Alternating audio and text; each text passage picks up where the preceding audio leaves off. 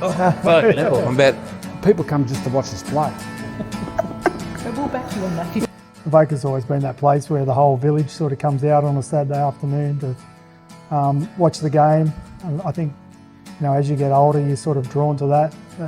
You know, you play your part in that, coming down and having your run. Oh, look, I think the same for me. I'm still friends with these girls so many years later, and many who played in other teams around there. The end of 2001, I went to the presentation night as a guest speaker.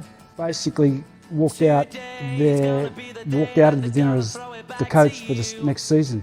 It was a little bit difficult to start with. We weren't sure whether we were going to have any teams to play. But it was really great to see it come together, and the camaraderie across all of the teams actually, and we had opportunities to play against and with many of those girls, and still are mates with them now. We bullied the hell out of people who we thought would be good players or willing to show up, or maybe even good at drinking beer. We did. We had a good core of girls, a core group of girls that kind of, each of us went out into our own spheres and recruited people and told them netball was shit and rugby was great.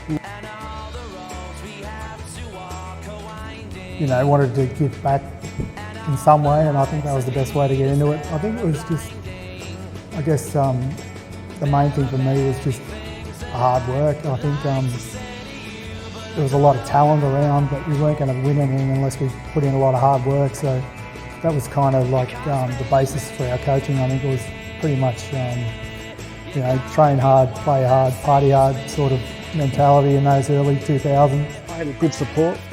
I really enjoyed playing, coaching the team. Yeah, the guys were fantastic. Never took ourselves too seriously. Everything was just sort of instinctive to a certain extent. Oh, I think just Mark Ella was just a massive name in rugby around the turn of the century. He was just someone that, you know, everyone held in awe from his playing days, and he decided to get into coaching, and he wanted to start at grassroots, so we ended up at Avoca, which was such a good score for us.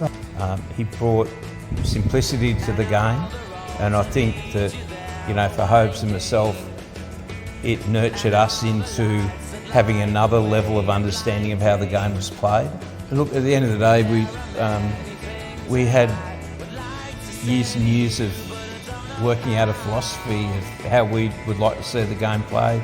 We learnt from previous coaches, good and bad, and then, you know, we were very grateful to have such a basket of players, but it'd be probably fair to say that we probably had those players in the 80s and 90s, and then it was just the event either didn't come our way or we didn't know how to win, and we were doing, whether we were playing or coaching, we did what we wanted to do, and it wasn't always about us. And yeah, we had a lot of success, and yes, we get a lot of accolades for, you know, changing the philosophy of clubs and all that sort of thing. But well, I think so. If you look internally, we're pretty ruthless. So we used to have joke time before first grade, and then we'd switch on, and everything was serious. So training was serious, and everything else was serious. But outside of that, yeah, there's lots of things that come to mind.